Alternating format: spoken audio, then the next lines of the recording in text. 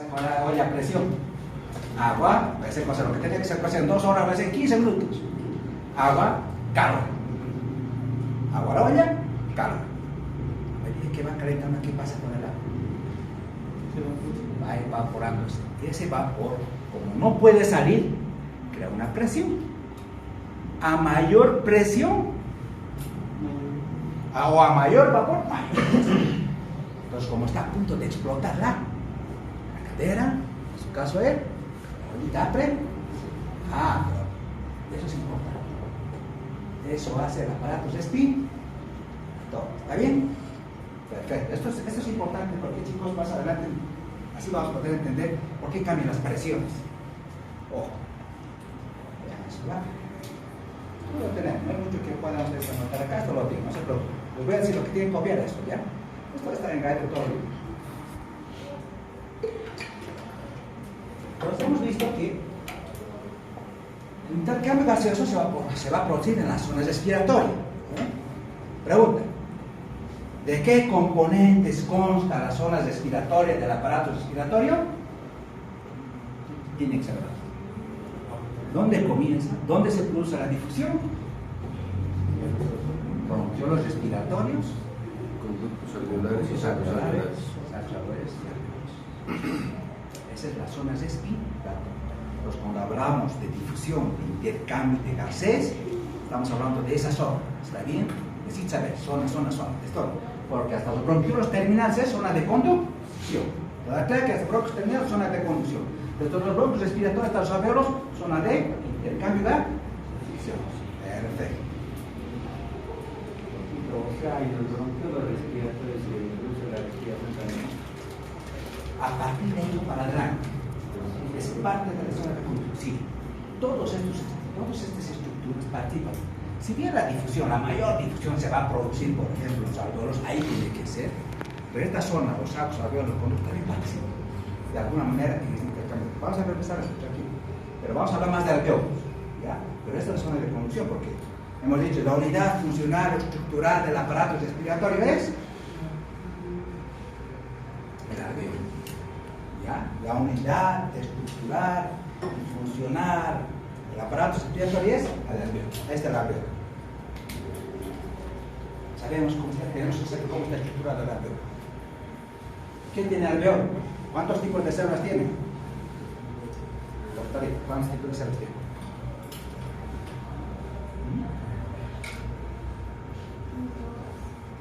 Doctor, vamos.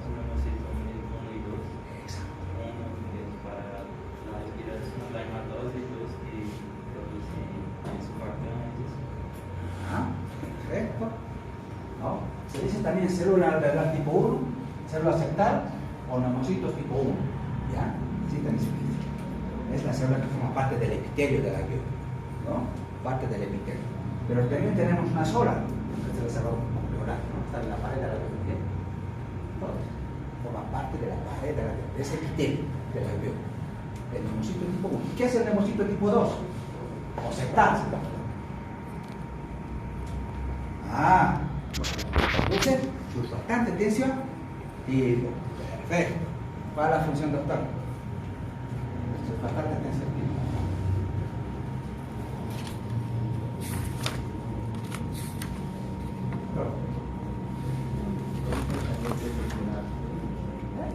Debe ser, doctor, que tenemos aquí está atrásito,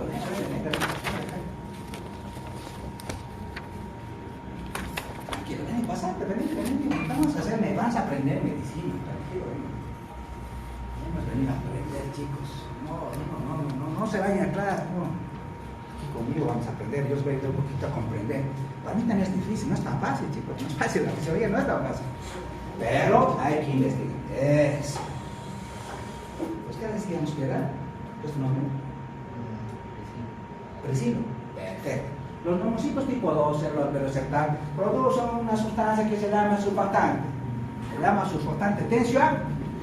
¿Y cuál es su función, doctor?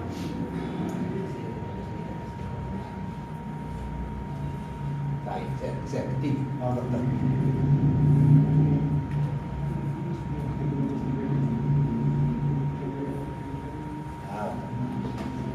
Vamos, doctor. Vamos. estén despiertos. ¿Qué hacen?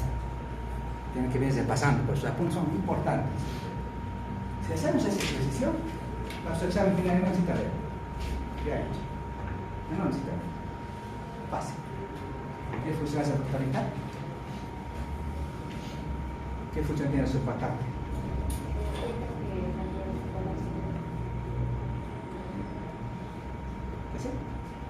Y dice que la operación colapsa.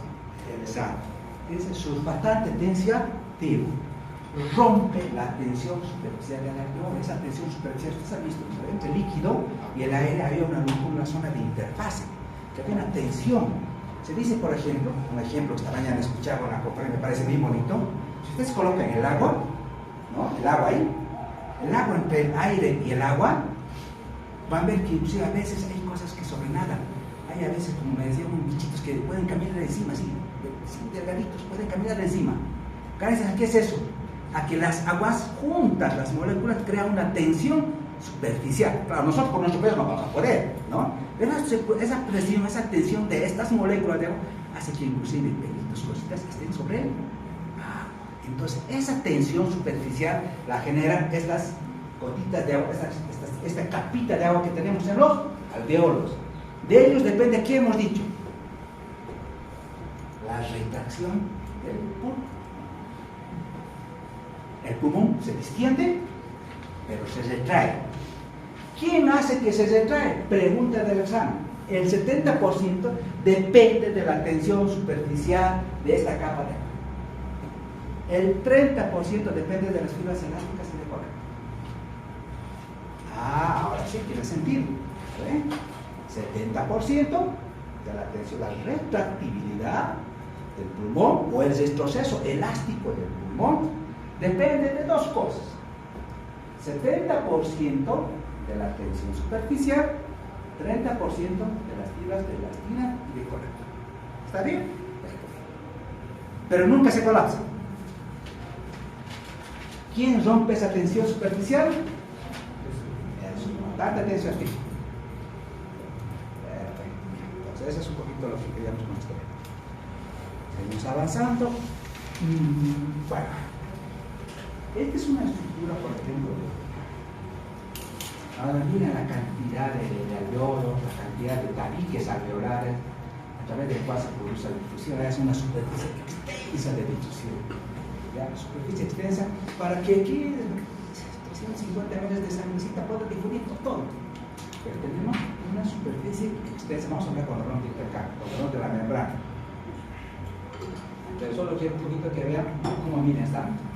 Es para los alveolos, los vasos y hacen una superficie.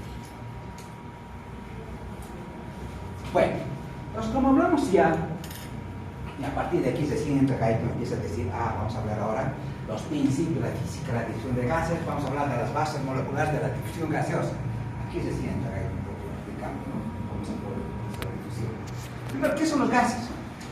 ¿Qué es el aire? ¿Qué es el aire? Estas son cositas básicas que tenemos que saber. Doctor, mezcla de gases. Listo, coloque eso. Aire igual mezcla de gases. Listo, ahí vamos a copiar. Y ahí vamos a comenzar. Haga su notita. Aire igual mezcla de gases. Ahora ya sé que me está hablando. Que en el aire, ¿vale? Hay una mezcla de gases. Y de esos gases, uno de esos es el oxígeno. Vamos a hablar después cuando veamos composición del aire atmosférico. Vamos a ver esa parte. Pero estos gases, miren, en fisiología nos interesan dos. El oxígeno y el dióxido de carbono.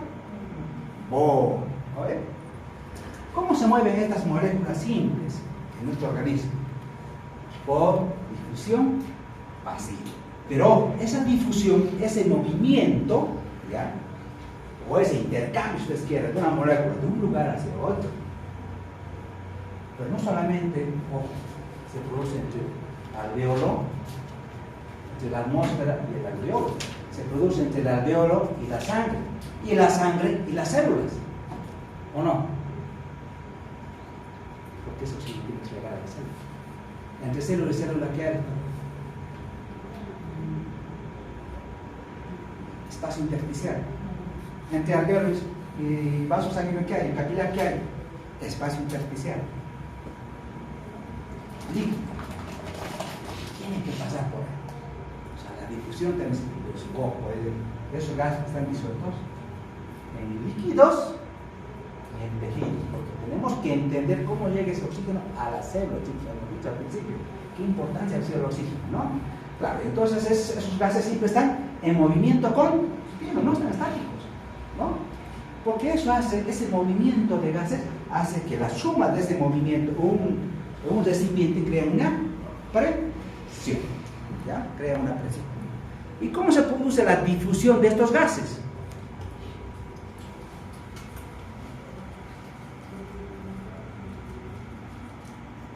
O difusión neta de un gas en una u otra dirección es igual a su gradiente de concentración. Ellos van a ir de un labor de mayor concentración, en este caso de mayor presión a menor presión. Se mueve siempre de mayor presión a mayor presión. Se tiene que haber una diferencia de presiones, eso se llama gradiente, diferencia, gradiente, diferencia de presión entre un sector y otro sector. Así se mueve, si no, no se mueve. En gases se mueven por diferencia de presión. En otros ceros, otros moléculas por diferencias de concentración o cargas. En este caso es por diferencia de presión. Ellos siempre difunden de una zona de mayor concentración o presión a una zona de mayor concentración o menor presión. Ojo, la velocidad de difusión depende de la concentración. Entonces, cuando digamos de qué depende, doctor, la difusión de gases, primero, de la diferencia de presión, del gradiente de presión. ¿Qué es difusión?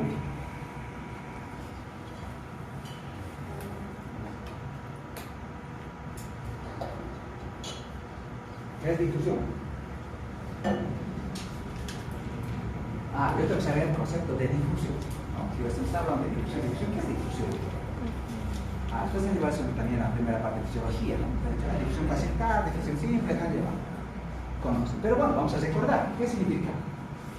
Paso del soluto, ¿no? Del soluto a través de una membrana, ¿no? Células de una capa lipídica, segunda proporción de sal, tercera disolución, determinada selectiva, desde un medio de mayor concentración a su medio de menor concentración. Eso es difusión en concepto, en generalidad, ¿no? Pero ¿qué pasa en los gases? ¿Cómo se produce la difusión de los gases? Saquen una fotito. ¿Ya? Tienen que memorizar esto un poco. Ya que a partir de ahí tenemos que empezar a decir, vamos a marcar presiones. Esto es importante. Entonces, antes de venir a la clase, una vez pasadita. ¿Ya? Una pasita la foto, no importa. Yo tengo que saber cuánto es ese. Vamos a tener qué presiones hay. Miren, ¿qué pasa con el oxígeno? Vamos a ver la presión atmosférica, por ejemplo. ¿Cuánto es la presión atmosférica? Vamos a ver más adelante. Pero quiero que vayan viendo esto. ¿Cuál es la presión a nivel de oxígeno, a nivel del alveolo? Para que entendamos que los gases difunden por ese gradiente de presión. ¿Ya? Esos gases, ese conjunto de gases en el alveolo tiene una presión. ¿Ya? Y esa presión es de 104 milímetros de mercurio en el alveolo, el oxígeno.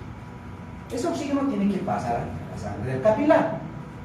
¿Y cuál es la presión en la sangre del capilar? ¿Va a difundir o no? Sí. Eso, va a difundir. Porque la presión es mayor. Gradiente de concentración. Hay gradiente de concentración. Muy bien. Ahora, ¿quién tiene que salir? El CO2. El CO2 es tóxico. El CO2 es así. Ese que lo elimina. El ciclo lo va a tratar de expulsar o compensar, ¿no? Pero miren, hay dos diferencias. ¿Cómo no va a ser? ¿Por diferencia de concentración? Sí. Pero miren una diferencia que es importante y siempre se preguntan en los exámenes también. La presión a este nivel, claro, en el extremo arterial, pero que está desoxigenado, que lleva por la arteria pulmonar, la presión a ese nivel ¿de cuánto es? 45 milímetros de mercurio, CO2. En el alveolo, ¿cuánto es? Entonces va a difundir. Va a salir. Por diferencia de presión. Pero hay una diferencia entre los dos. Pregunta del examen. ¿Quién se quiere mayor presión? quién le cuesta más entrar o salir?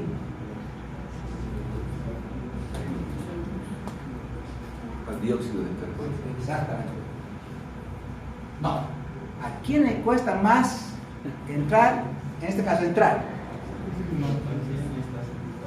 ¿Por qué? A ver, ¿cuál es la diferencia de presión entre casi 60 milímetros de mercurio? A ver, para que el oxígeno a él le cuesta más. Pero ¿a quién no le cuesta? Al CO2. Solo quiere una diferencia de 5 milímetros de mercurio. Ahí viene, vamos a ver, cuando vemos la ley del gas, ahí está la cosa. Pero los gases, decía, esto muchos los resumen dos cosas. Difunde ese intercambio por diferencia de concentración, gradiente de concentración, y también por el grado de solubilidad. ¿Ya? Vamos a ver qué significa solubilidad. Tranquilo, esperen. Lo que se dice que el CO2 es 20 veces más soluble que el oxígeno. ¿Ya? Gracias a ese coeficiente de solubilidad alto, el CO2 solo requiere diferencia de presión mínima. En cambio, el oxígeno no tiene ese coeficiente de solubilidad. Él depende más de su presión, de su concentración, de su gradiente de presión. Doctor, disculpa. Por relación a esa imagen, la presión no sería la misma en el capilar pulmonar siendo dos gases. No. Solamente, digamos, en función a la solubilidad, como usted decía. Solo, de momento tranquilo, no se responde todo eso. Lo único que quiero que entiendan que para que difundan tiene que haber diferencia de presión. Si con esa imagen entendemos el concepto, suficiente. Después vamos a ver cómo llega a 140, cómo llega a 40, cómo llega, vamos a ver un poquito más adelante, paso a paso. Pero necesito que esto vean primero que, miren, que tiene que ver el gradiente de presión.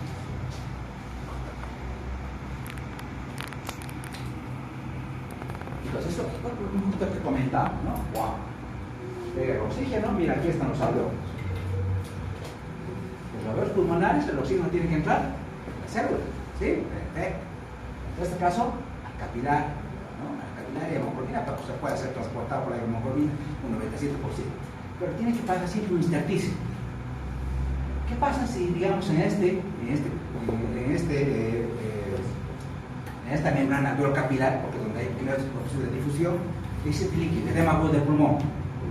¿Cómo va a estar la difusión? Está normal.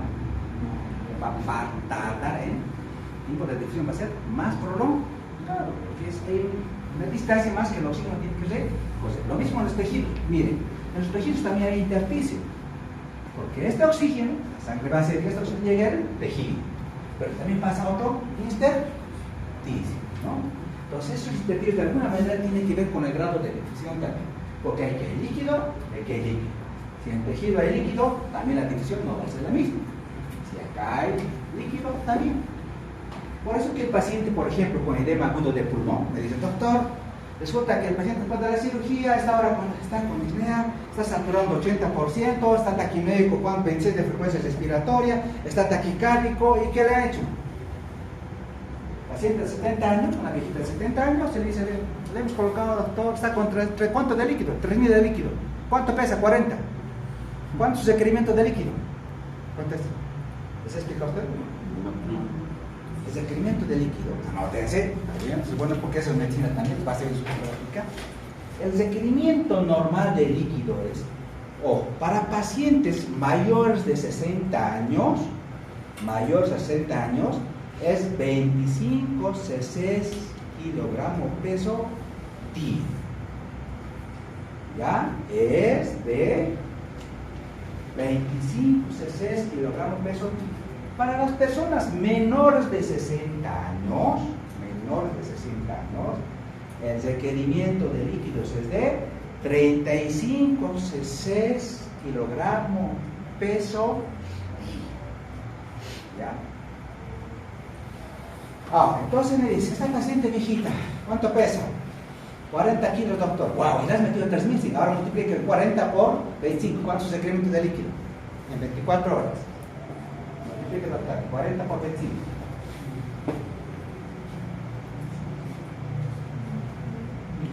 Bien, ya me quedo 3.000. ¿Qué les parece? Vamos ya acá. edema agudo, sobrecarga del líquido. Peor todavía que los pacientes a veces que son viejitas, están desnutridas con hipoalbuminemia, el líquido directamente se pasa a la hiperficie. Se distribuye mal. Entonces decimos, hay una mala distribución de líquido. Mire, su requerimiento era 1000, le han metido 3000. ¿Qué va a pasar? Pues tiene razón. La ciencia con edema, este intersticio, ¿cómo estará? Lógico, el paciente tiene hiperapnea, está hipoxémico, desatura, porque no está, primero que no está llegando el oxígeno a la sangre, porque esta vasera no es una atravesada. Ese líquido puede ser también debido a suero, se pone en el esto es importante saber, es bueno que preguntes.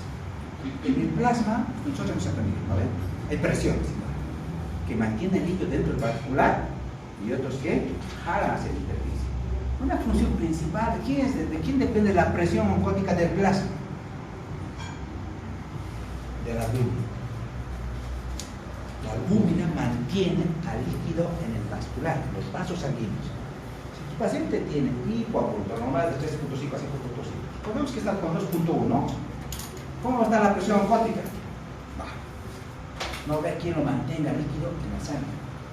Por lo tanto, el líquido va a ir hacia el intersticio, no a la célula, al intersticio. De ahí que cuando tú revisas, tu paciente está con edema. Tiene crepe, pues en los pulmones, cuando nosotros estamos aprendiendo con edema, está con crepe. Entonces el paciente está ahorita para hacer paro, ¿no? Ahí la importancia, chicos, entonces la difusión. En ese caso, la difusión a nivel capilar está alterada. Eso vamos a ver cuando hagamos un poquito más de difusión a través de la membrana.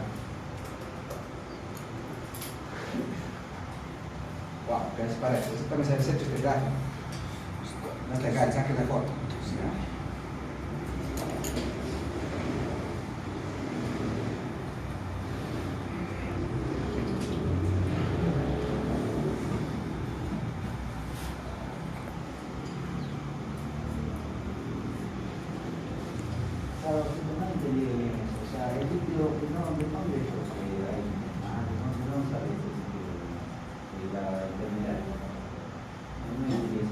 En ese caso, a esa paciente le han dado más de lo debido.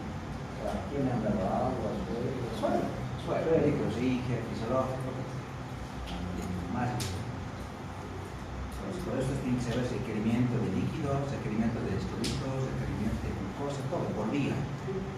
Todo kilogramos de eso, no es así, no darle 3000, darle 2000. Es un error que se ve mucho en los médicos, por ejemplo, y ojalá no cometan ustedes eso. Un momento, yo creo que alguien les tiene que explicar de eso, ¿no? Cuando yo no sé si en la parte de líquidos, electrolitos, nefro han llevado, ya nefro, ¿no? Renal han llevado, renal. Fisiología renal no ha llevado. Han llevado fisiología renal. Ahí tenían que averiguar bien la diuresis, presión de recuperación, de que había líquidos, porque ahí era claro. Vamos a ver un espacio que yo creo que es muy difícil. Pero bueno, vamos a ir viendo algunas cosas. ¿Qué les parece esto? A ver, miren. La reducción del gas, entonces ahora sí, pues por diferencia de presión. Miren, ahora ya está. 104 de la presión de oxígeno en el alveolo. ¿Cuánto es la presión acá en la arteria? 97 milímetros de mercurio. Esto tampoco está en Guyton ni en otros libros, por favor. Miren, ustedes dirán, pero doctor, ¿por qué ha bajado 104 a 97? Porque debería ser igual. O sea, han pasado con esa presión, debería estar en la sangre, 104. ¿Por qué tenemos 97? Porque se dice que hay un shunt fisiológico, es como una comunicación. ¿De qué depende ese shunt fisiológico que hace que, digamos, que es sangre que no ha sido recambiada? ¿Ya? Esa sangre que no ha sido recambiada, ¿de dónde viene? De las venas bronquiales, de las venas coronarias y alguna alteración de la perfusión del espacio muerto. Exactamente. Eso hace, ¿ya? Eso hace un poquito de que eso justifica de que esta presión 104 no sea 90, o sea, llegue a 97, porque debe ser igual. A ver, debe ser igual. Ojo, que no se olviden, en el momento que hemos visto la difusión era de 104, el otro extremo, ¿cuánto había? 40. ¿Y por qué no han pasado los 100? Por eso. Ya tenía que haber pasado 104 milímetros de mercurio. Pero había un gradiente, ¿no? Entre 140 y 40 y pasó. Pero iba a pasar los 104. Con esa presión. Pero cuando tú le haces gasometría, en la gasometría la presión arterial de oxígeno es de 97 milímetros de mercurio. En la gasometría de 97, a nivel del mar. ¿Ya? A nivel del mar, 97 milímetros de mercurio. Entonces se preguntan, ¿pero por qué? Ahí está la Shunt fisiológica. ¿Ya? Sangre venosa que no se cambió, que coadyuvó a esta diferencia de presión, a esta diferencia entre el alveolo y la arteria. Bueno, seguimos aquí a nivel del capilar tisular, que estamos en el tejido. ¿Qué va a pasar? Miren, la sangre va a llevar una presión de 97 milímetros de mercurio. ¿Cuánta es la presión que tenemos en la célula? 40 milímetros de mercurio. ¿Va a pasar por diferencias de presión, sí o no? Sí. Entonces, por ese gradiente de presión y el oxígeno va a pasar al interior de la célula para que la célula la pueda utilizar, como habíamos visto, a su metabolización. ¿No? De la célula va a salir CO2. La presión de CO2 en esta célula, en este tejido, la célula forma un tejido de 46, va a pasar a otro extremo, ¿qué es? 40. Esta diferencia de presión hace que pueda difundir. ¿Ya? Entonces, es un poquito para ver diferencias de presiones. Bueno, ¿y qué dice? Entonces, este intercambio de gases que hemos visto entre el alveolo y la sangre, esa reducción, intercambio gaseoso, acá es más importante que veamos la ley de los gases. ¿Ya? O la ley de, vamos a ver la ley del alto, la ley de Henry. Pero antes de eso, vamos a ver esta partecita que es importante. La composición del aire alveolar y la composición del aire atmosférico. ¿Ya?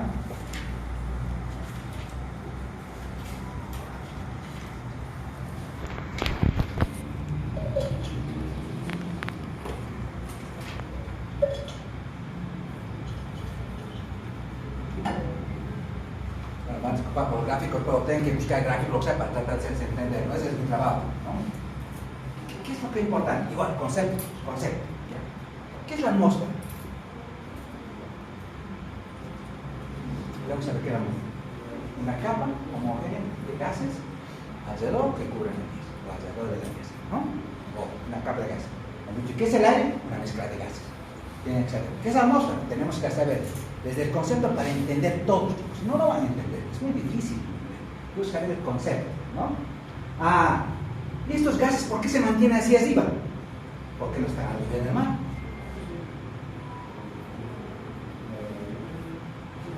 ¿Por qué, doctor? ¿Por qué los gases no están a nivel de la tierra? Ustedes están aquí, ¿no ven? A nivel del mar, y está cerca del mar. ¿Y por qué se van hacia arriba? Se juntan, es una capa de gases, pero están ahí, que rodean toda la tierra, la corteza terrestre, todo lo van a cubrir. ¿Por qué no estaban?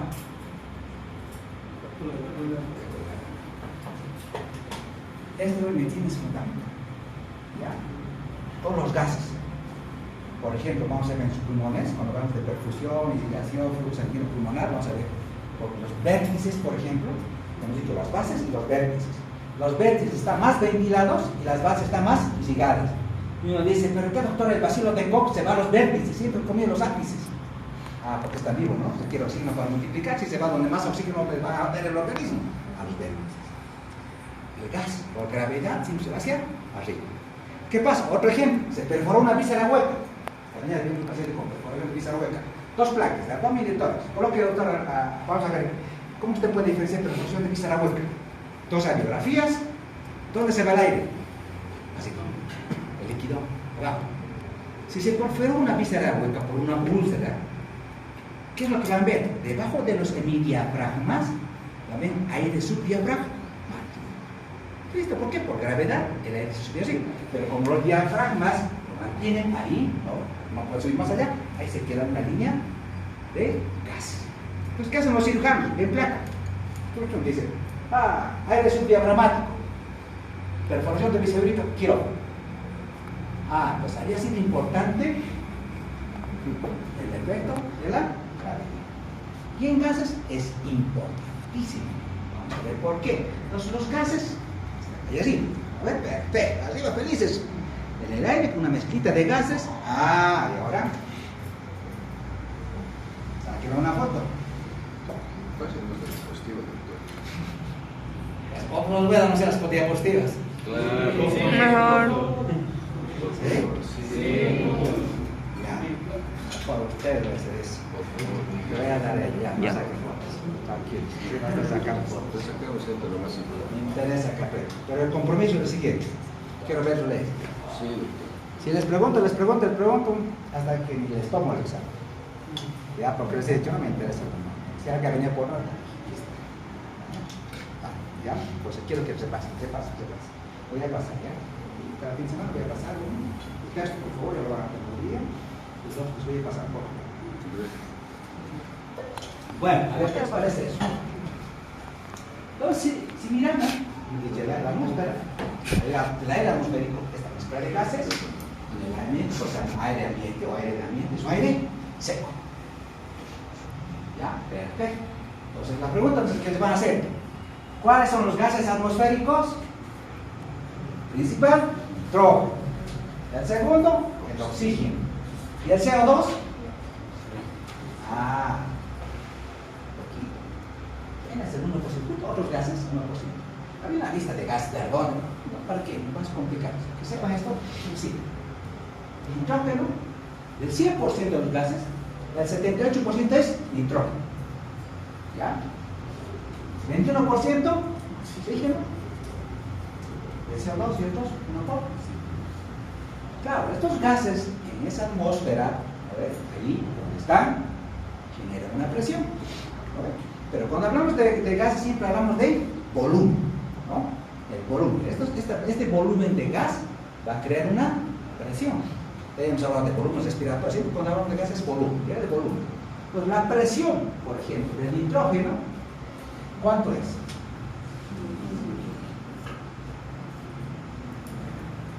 ...597 milímetros de mercurio. La presión de oxígeno, 159 milímetros de mercurio. Esta mezcla de gases, o sea, toda esta presión, entonces la presión atmosférica, dice, a nivel del mar es de 760 milímetros de mercurio. ¿Qué significa eso? ¿Cuál es el concepto? Aquí están los gases, este es el nivel del mar. Esos gases a esta distancia de la atmósfera a nivel del mar están generando una presión. Esa presión, la suma de 3 hace 760 milímetros de mercurio. La presión atmosférica, ya sabemos dónde viene, ¿ya? ¿Y qué función con? 760 milímetros de mercurio. Ahora, ¿qué pasa con esta presión atmosférica a diferentes altitudes? ¿Qué pasará? Esa es pregunta de examen. ¿Qué pasará, por ejemplo, en el alto? ¿Qué cambia? ¿La presión o la concentración? La concentración. Doctor, La concentración. ¿qué cambia? ¿Presión o concentración? ¿Presión o concentración?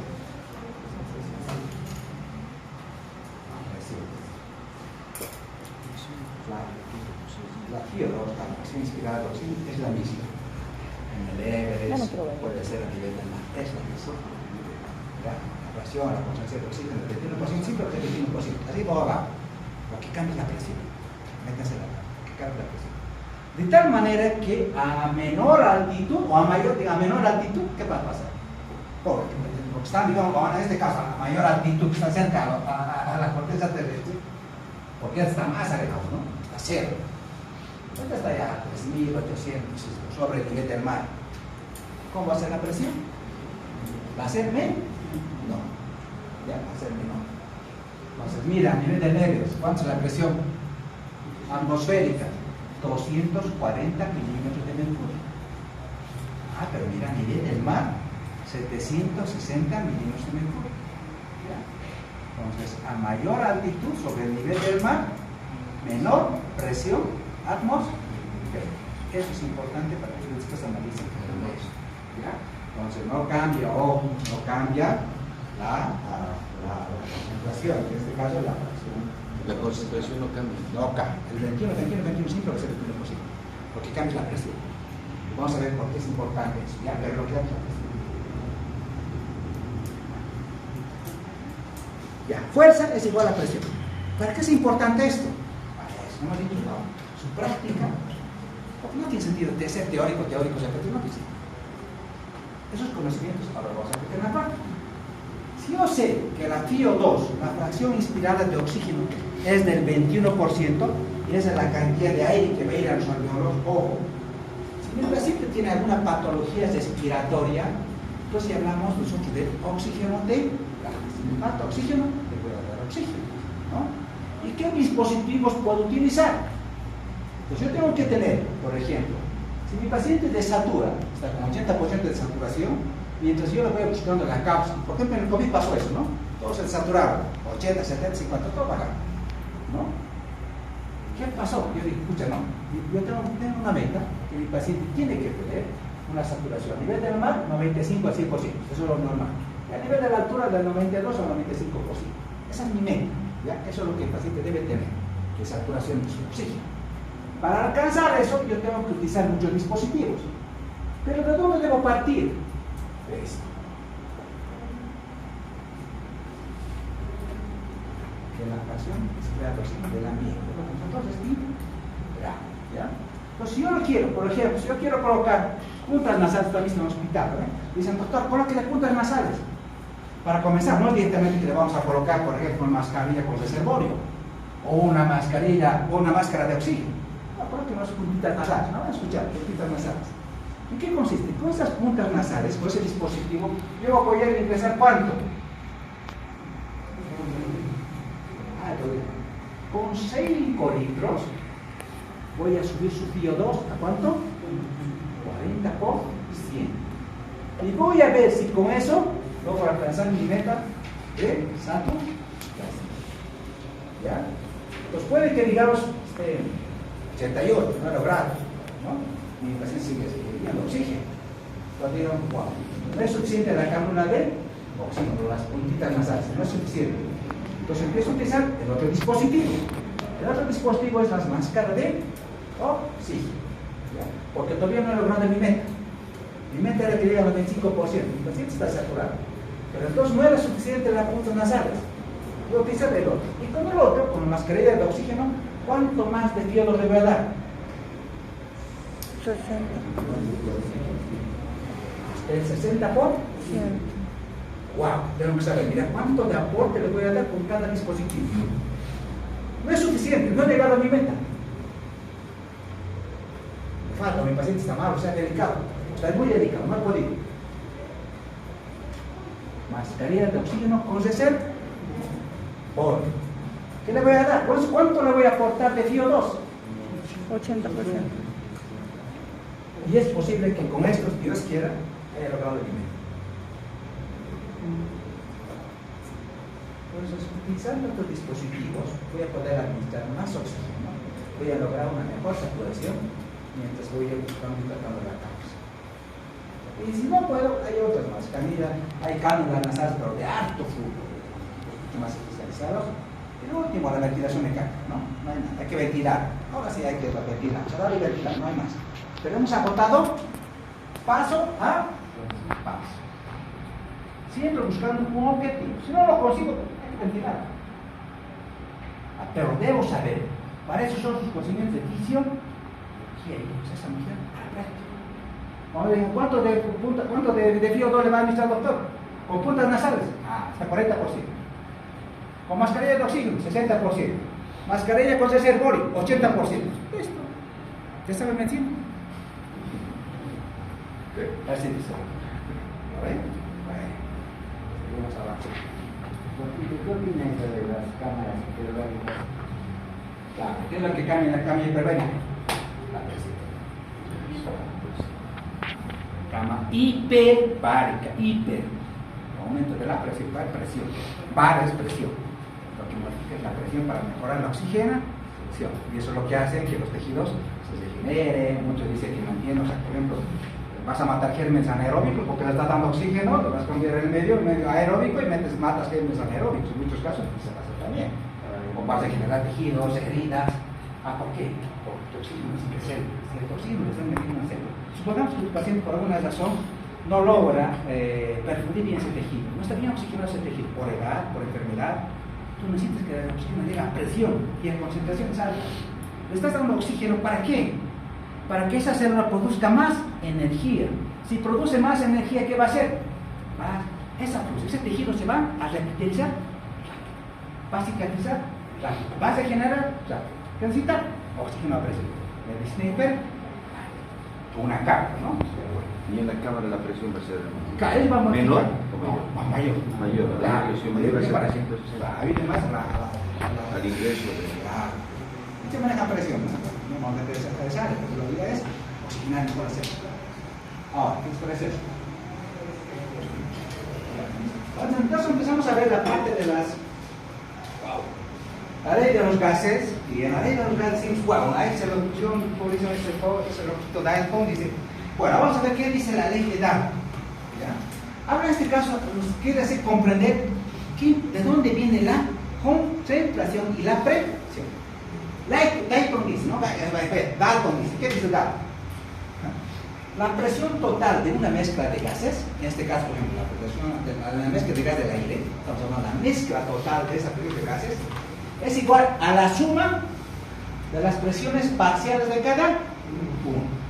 Porque ya dijimos, si sumo oxígeno más nitrógeno más argón en este caso, va a ser una presión, una atmósfera. O sea, lo mismo acá, la presión atmosférica es 760 milímetros de mercurio, ¿no? Según el concepto que dice Dalton, entonces voy a sumar nitrógeno más oxígeno más argón más agua más CO2. La suma de estos gases, o sea, la presión parcial significa la presión individual que tiene cada gas. La suma de eso me va a ser la presión total. La presión total de una mezcla es igual a la suma de las presiones de cada uno. Listo, entendido. Entonces sale la presión total. Ahora, listo. Cada gas, estos, en una mezcla de gases, que es el aire, es una mezcla de gases, ejerce su propia presión. Entonces ahí que vamos a hablar de presión parcial del oxígeno, presión parcial del dióxido de carbono, presión parcial. Ahora cuando hablemos de presiones, ya van a entender. Eso es que el dióxido de carbono también. Cada gas genera su propia presión. ¿Y qué haces eso? ¿Ya? De ahí viene el concepto de presión parcial. Y por último, dice, cuanto mayor sea la diferencia en la presión parcial, mayor rapidez tendrá la velocidad de difusión. Y aquí está.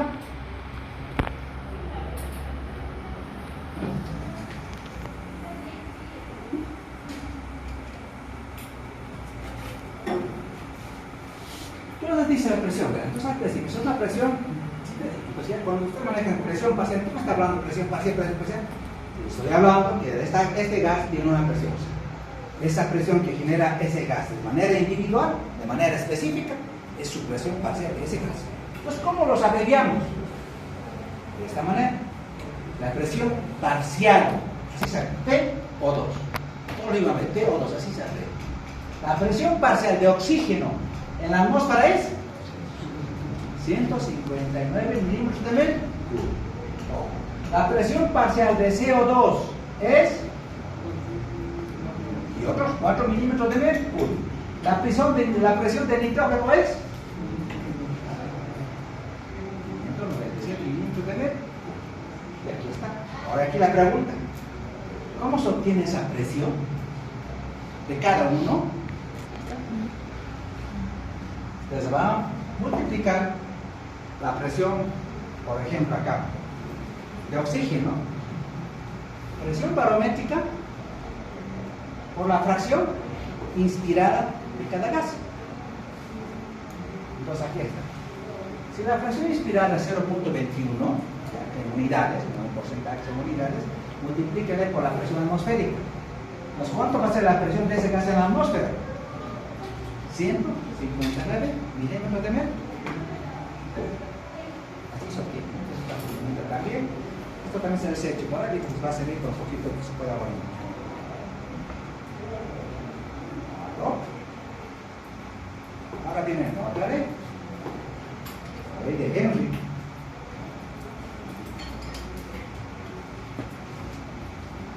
Esta ley, para que podamos entenderlo, dice lo siguiente, ¿no? Que la presión parcial de cada gas, no solo depende de la concentración de ese gas, que ya dijimos, sino también depende del coeficiente de solubilidad. Entonces, hay diferentes casos, especialmente entre el oxígeno y el dióxido de carbono.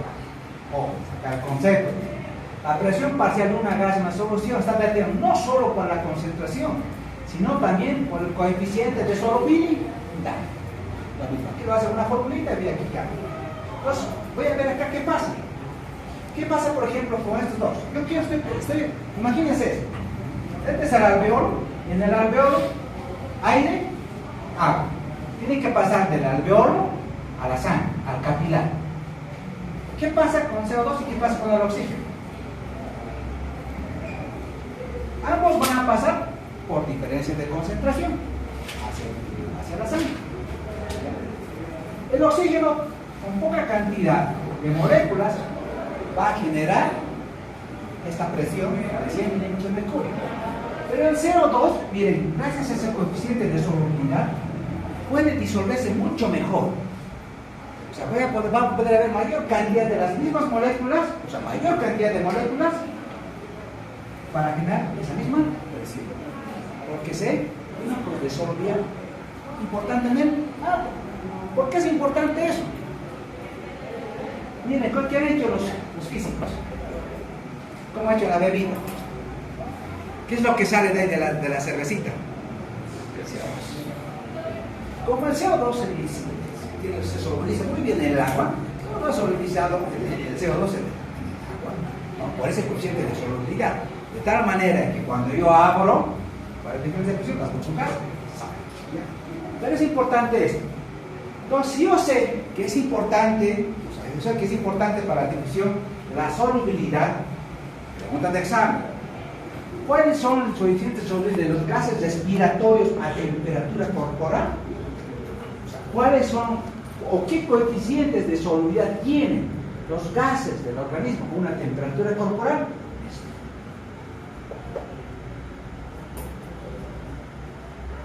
Oxígeno, dióxido de carbono. ¿Quién tiene más solubilidad? Por eso se dice que el CO2 es 20 veces más soluble que el oxígeno. Por lo tanto, la cantidad de CO2 disuelto en el plasma es mucho mayor que la del oxígeno. Puedo tener mayor CO2, pero menor presión. En el oxígeno puedo tener menos, pero igual tengo la misma presión. Gracias a esto. Que dice, la presión de CO2 es mayor que la del oxígeno. Y el oxígeno tiene un coeficiente de solubilidad, claro, mayor que el monóxido de oxígeno. Esto me interesa, ¿no? Gracias a eso difunden los gases. Bueno, esto hemos visto ya. Entonces, gracias a ese coeficiente de solubilidad y de gradiente de presión, se produce el intercambio. Y es el ultimito que decíamos. Miren, vamos a quedar. Había sido importante que cuando el aire ingrese, el aire humidificado, ¿qué va a pasar? La temperatura corporal, hemos dicho, nos va a crear una presión de vapor de agua, ¿no? Ojo, esa es la presión que necesitamos, porque es un aire útil, tiene que ser húmedo, y ese húmedo me va a generar un vapor, y ese vapor me genera una presión, y esa presión es 47 milímetros de mercurio. Ahora, dice, a 0 grados, ¿cuánto es la presión de vapor de agua? 5. A 100 grados, ¿cuánto es la presión de agua? De vapor de agua. 760 milímetros de mercurio. Y ahí está el ejemplo. Entonces, usted se coloca una temperatura, un agua, a mayor temperatura, va a haber mayor presión en ese recinto. Bien. ¿Ya? 760 milímetros de mercurio. ¿Por qué es importante esto? Porque gracias a esta presión de vapor de agua, diluyen todos los gases en el aire que nosotros estamos inscritos. ¿Ya? Gracias a esa presión de agua van a tener esto. Ah, doctor, mira, era 159 era a nivel de la atmósfera del oxígeno, ahora en el alveolo es. ¿Quién ha hecho que se cambie esa presión? La presión de vapor. Para eso sí, para eso necesitamos entender, lo diluyen los gases. Bueno chicos, vamos a quedar ahí. Vamos a sacar, les voy a pasar a los chicos, ¿ya?